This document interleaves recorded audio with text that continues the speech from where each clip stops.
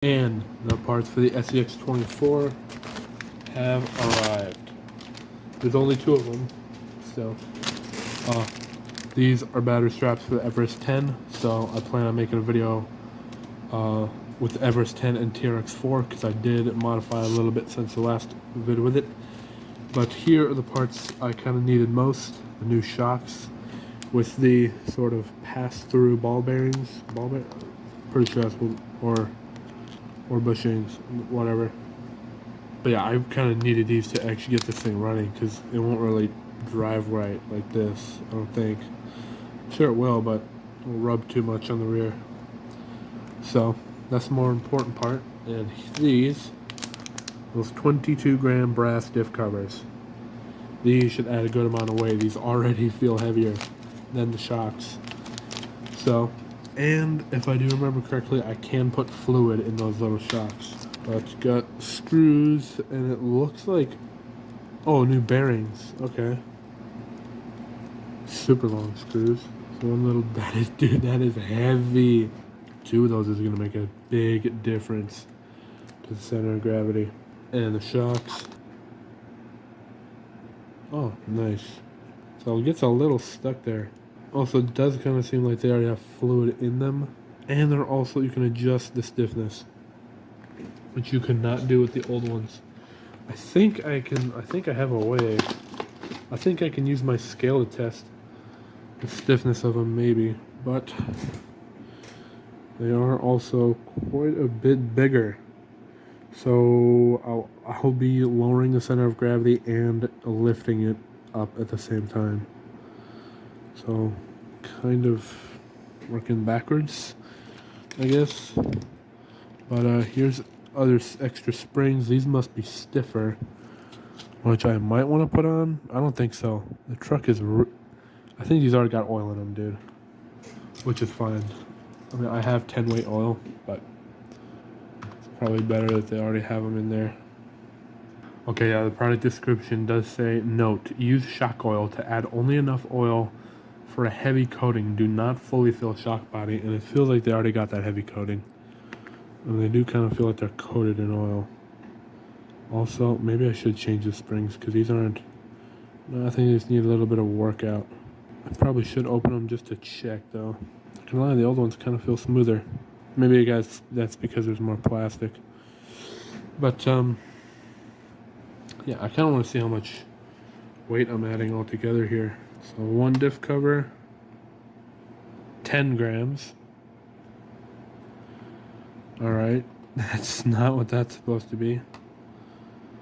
Yeah, they're 10 each. And I did buy the 22-gram ones. Maybe it was 20 or 22 grams combined. I may have read that wrong, maybe. Adding another 30 grams in weight. Well, supposedly these shocks are 3.5 grams. Which seems to be about the truth. So that's nice, because these old ones don't weigh anything. Nice. So I do want to open this one up just to make sure there's fluid in it, even though I feel like there is, because they do seem to be a little bit wet. Oh yeah, there is fluid in there. Alright, put that back. They're set to go. They are good to go. I think I'm going to do the diff covers first though. Yeah man, honestly, I almost don't want to get rid of these diff covers because they do look nice with the coat erasing on there. It looks good, but it's just not as good as it could be. Alright. Hold one off. That really does not weigh anything. No, the brass diff covers did come. Holy crap. Dude, no freaking wonder that's heavy. Heavier. My God. You know, the diff covers can limit the steering. So I'm gonna try and take before and after pictures of the steering. Holy crap, dude. That is a ridiculous difference. Not only is it, yeah, they're definitely covered in oil, but not only is it a heavier material, there's more of it. I don't think these stock screws are gonna work. They're definitely not. Alright. Hopefully these The screws that I got with this will screw into the diff just fine. Hopefully won't have any problems there. Also did come with new bearings, but I don't really need to use them. Alright, got them sorted out. I know what screws I need to use. And there was a review on these axles that brass diff covers will not fit right.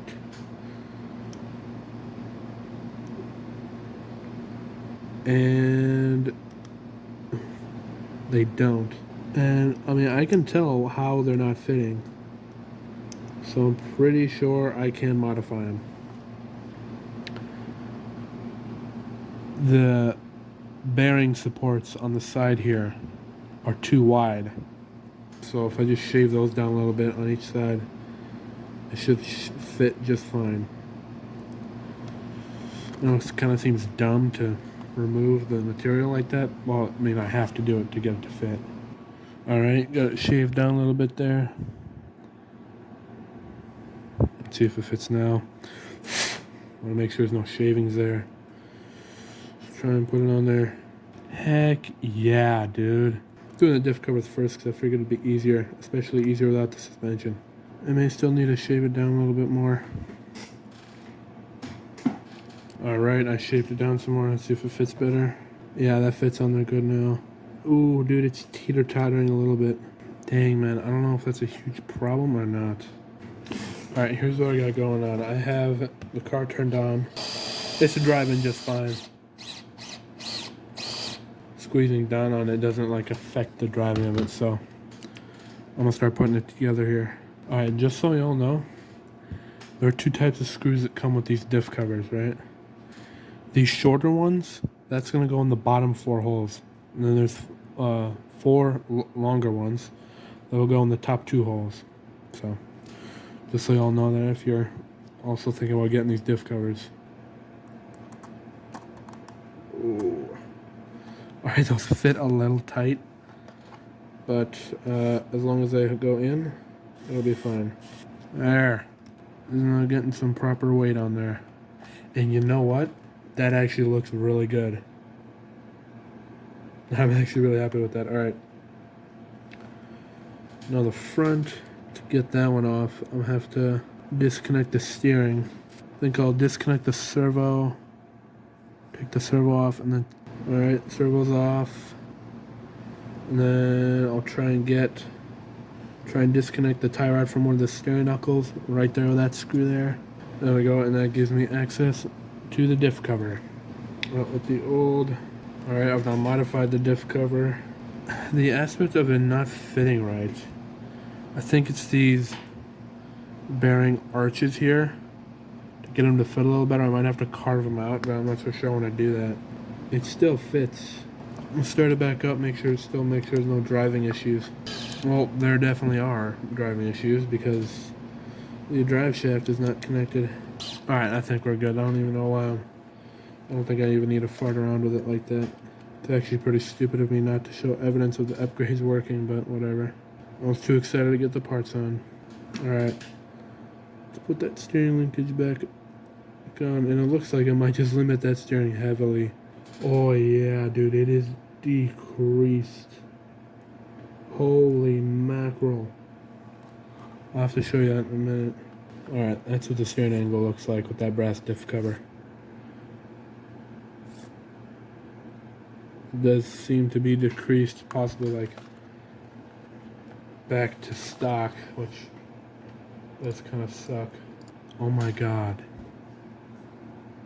Damn it. Dude, I forgot to put that stupid bearing on. I have to take it all apart. Oh my god. Holy crap. I don't know how long it took me to put that bearing in, but it was an awful experience. Okay, the main reason this has been so awful is because I've been rushing it. Like, there were 2 tests I was going to do. Or 1. I wanted to try and do, you know, stability testing, but forgot to do that. I'm not going to do that. Screw that. And, twice. See that little O-ring there? On the other side of the servo right there, it fell off twice. So that was a pain to get back on. And I accidentally put one of the top screws. I used one of the top screws. One of the top screws, I used the wrong one on accident. And to add insult to injury, the drive shaft isn't connected. Realign it, biome, and put the screws back in. Those lower arm things are now attached, and now I can do the suspension and figure out what parts go where and whatnot. Man, there are just a bunch of little things in here. Holy crap. No instructions, by the way. Alright, so I've sorted all the parts out here. Got two different types of ball joints. Did I say ball bearings before? I think I meant ball joints. Two different types of ball joints. There's one type, this kind of has a spacer integrated into it. This one does not. And there are two different types of spacers. That's the thinner one. That's the thicker one. There's O-rings to make sure the ball joints stay on. And two different types of screws. One are longer and the other is shorter. I don't know which. Supposedly there's coarse and fine thread. They look the exact same. The ball joints with the integrated spacer go on the top of the shock. I'm pretty sure this part goes against the frame because it sticks out a little bit. I think this might just be flared out so the shock can accidentally slide off. And I'm pretty sure the shorter ones go into the plastic. Actually, I'm not screwing it in yet. I have to get these little guys on. Oh, dude, because the bottom is plastic, they'll just pop in. And I'm pretty sure this goes against the metal. Dang, man. I'm gonna have to look at another RC car. Alright, so from what I'm gathering, the longer screws go on the top, shorter screws don't go on the bottom. And see what flares out down there? That's where the screw head is gonna go. The screw is gonna go this way. Same for both sides. So let's try and get one in there. Or let's just drop it. There's one done, brother. Alright, I'm a little concerned about how weak that spring is. I might have to change that later. We'll see. Well, actually, a low ride height might not be too bad. Shock number 2, same process as before. I just realized, I don't know if I explained that you do have to put the O-rings on. It's pretty kind of difficult. Got one on. Slide it back a little bit further. Boom. Then you can put it in the shock. And grab another O-ring and then put another one on like that. And if you want the INJORA logo facing out, it does matter which way you put this on. So just look at that. Right? And then with these, it doesn't matter because this turns independently. You can just adjust it. So. And it does not require O-rings because it just pops into plastic. So, that's how easy that is. Kabam! Check that out.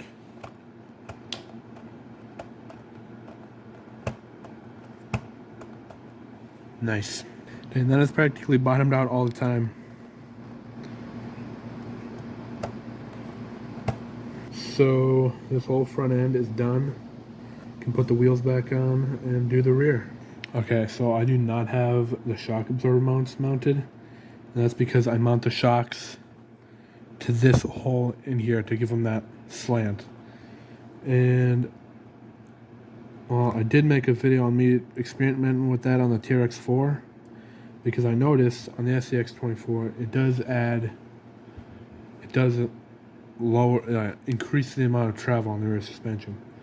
But I did on the TRX4 and it didn't make a difference. Probably because the TRX4, the top of the shocks are just moved forward, while on the SCX24 they're moved forward and lowered. So that's probably why. Man, doing the shocks was way easier than that stupid front diff cover. Oh my god. Alright, this side did have a problem where I unlocked infinite turnability on the plastic, and I had to put super glue on the screw. But it seemed these screws might be bigger than the ones on the other shocks, and there might still be glue in that hole. So I don't think I need it this time, which is nice. Well, that shock is on, that wheel is on, and it is done. Oh my, what the hell? Jesus Christ. Oh my God, it's in the sky. Jesus Christ, dude, it's in the freaking sky. Oh my God. Jeez, dude. Oh my God. Well, I mean, I don't really, to be honest, I don't really remember what it was like with the stock shocks because I haven't had them on in a long time. I don't remember it looking like that. That is so jacked up. And that's bottomed out. Jesus Christ, dude. I lifted it to the sky, and you can get 51mm shocks for it. Jesus. I think the stock ones are like 37, and these are 40 or 43. Man, I'm not putting those stiffer springs on, dude. Holy mackerel. If you ever use a stock SCX24, you know it's super bouncy. It just bounces like crazy, and this still does a little bit, but because of that shock hole, it does it a lot less. Alright, I don't really have a comparison for steering angle in that video. This thing is in the sky, dude. But yeah, I'm gonna drive this thing on the scale this time. This thing is so freaking tall. Alright, already we're looking at 341 grams. That is a considerable amount of weight to put on there. Let's flip it over. Maybe get a more 342. We were at 312 last time. That's an extra 40 grams. I've taken the phone off this tripod just to show you, properly show you the monster truck status. I mean, my God. It's in the sky, man. Honestly, I kind of preferred it before, but whatever. I can push it down. If I change the stiffness of the springs, just loosen it all the way.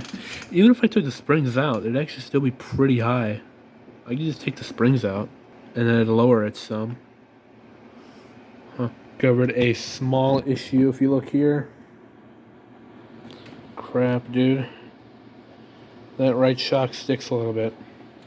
So to fix that, adding stiffer springs would help. That is madness. It's got a lot of clearance now. So I don't know what I should do. Stiffen the springs or loosen it by taking them out. Yeah, just that one shock is sticky. I wonder if I can just keep working it. Oh yeah. Okay, it's good now.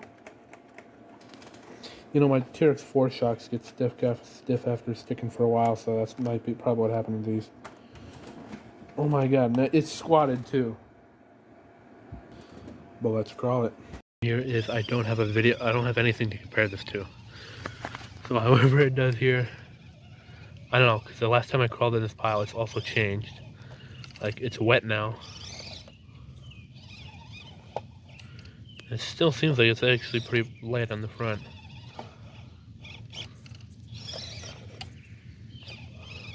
And it's already... I feel like this isn't too challenging, it's already really struggling. You know, it's wet. Wow.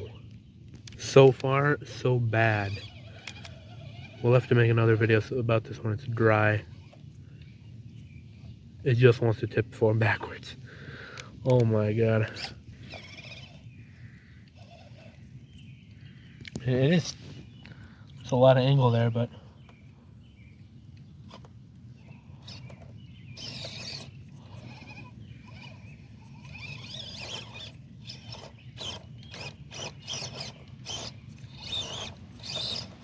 it's just totally stuck in that corner now.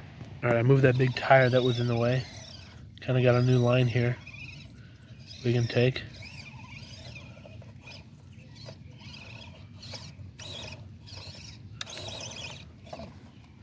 Jeez. Okay, I've changed it up a little bit.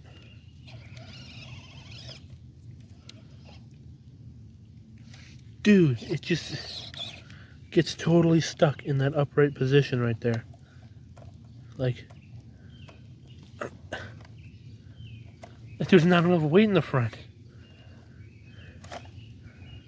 Jeez. Alright, let's keep going though.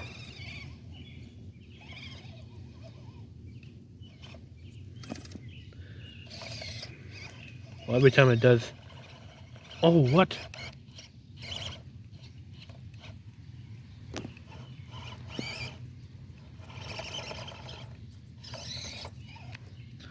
Try and take more of an angle, maybe. Utilize that flex. Or not. Because it's not doing that at all. Oh my god. A brass front diff would have been more beneficial, I think. It just wants to pop a wheelie, that's it. And tip over. Alright, I repositioned the lugs again. Let's try now. Okay. There we go. It was flexing a little bit.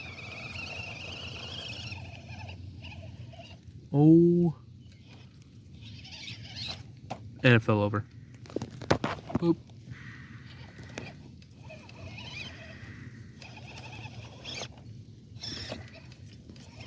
It just wants to fall over.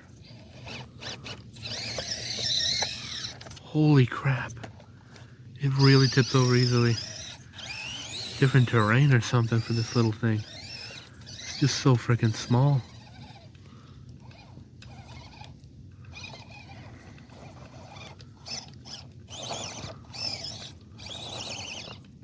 But I think it being wet is a big contributor to why it's doing so poorly.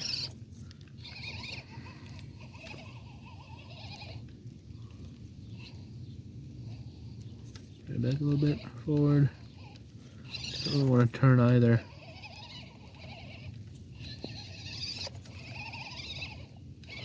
Man. It does not want to turn on these wet logs, wet barkless logs. Come on.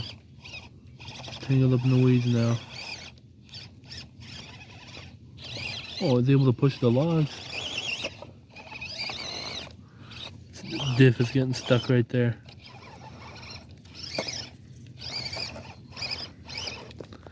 My God. Alright, change it up even more. It'll get past this easier. There we go.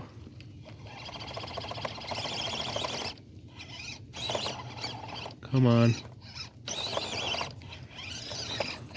I'm trying to gun it, but it doesn't really have much speed to gun with. There we go. There we go. Come on.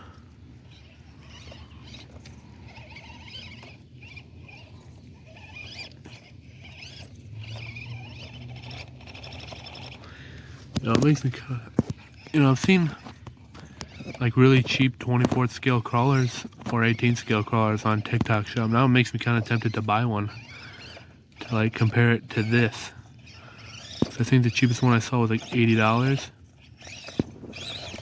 This one was not 180. With the upgrades, it's now past 200.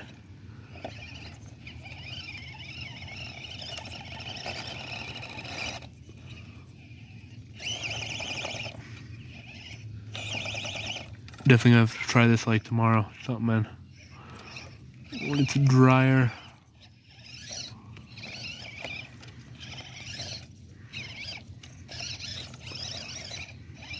Oh, here we go. And it fell over. This is the whole course, by the way. I just changed it some more. So let's keep going. Yeah, now it's just gonna go for it because it's much easier now.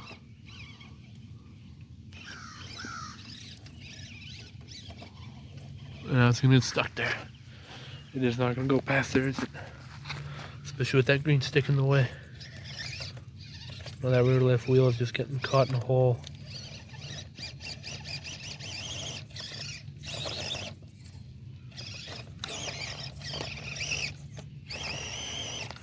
Jeez. Alright, move that stick a little bit more. And now it fell over. Holy crap, dude. Stupid weeds. Oh, get out of the axles there. Right. Dude, this has to be entirely the wet conditions.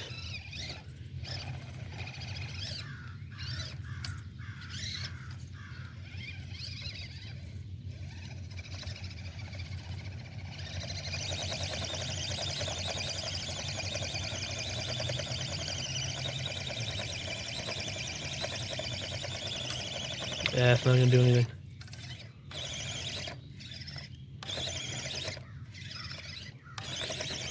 And it fell over. Well, check that out. That axle's stuck again.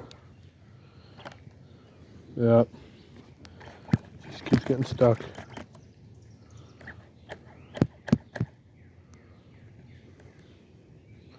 Might be too much fluid in there.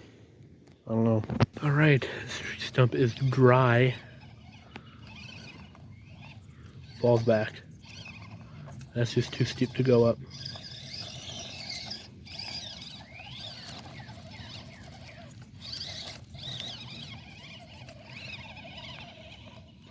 There we go.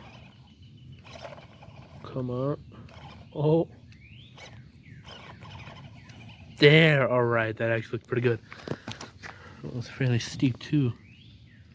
That I could have compared to stock, but I didn't.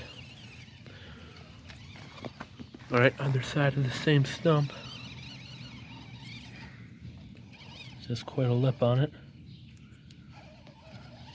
And the one bonus of increasing the right I hit like this is a killer approach angle, at least. Come on. There. Alright. So you got something here. Now it fell. Just gonna keep going around this stump here.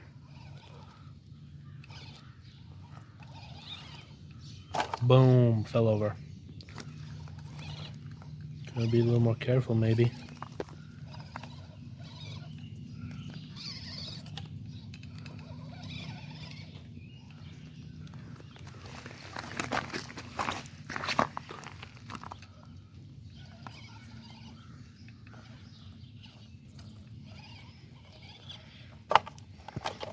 In terms of crawling abilities of this thing, I have so little to compare it to.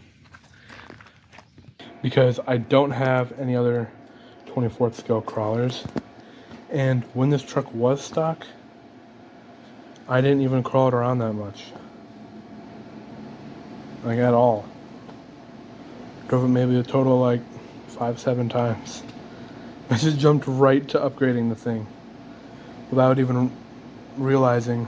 I kind of did know that, you know, I should increase weight, you know, lower down. So, you know, brass diff covers and aluminum axles to lower that center of gravity. I can't compare it to what it was like stock. That's the main problem. And it's so jacked up now, I feel it could be worse than it was before.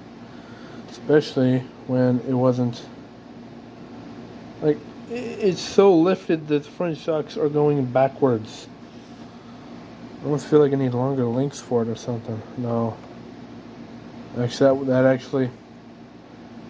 that would make a difference. And I didn't record much either. Like over the past week, I drove it on that log pile once. Drove it on the stump maybe 2 or 3 times. And I've had it for probably over a year. Maybe even approaching 2. So before I upgrade it again, I'll have to drive it a lot. Really get a good idea of how well it does. And if I remember, I will put all these parts in a pinned comment if you want them. But I do like this little thing. It is cool that it is so small. I can just make little crawling courses for it.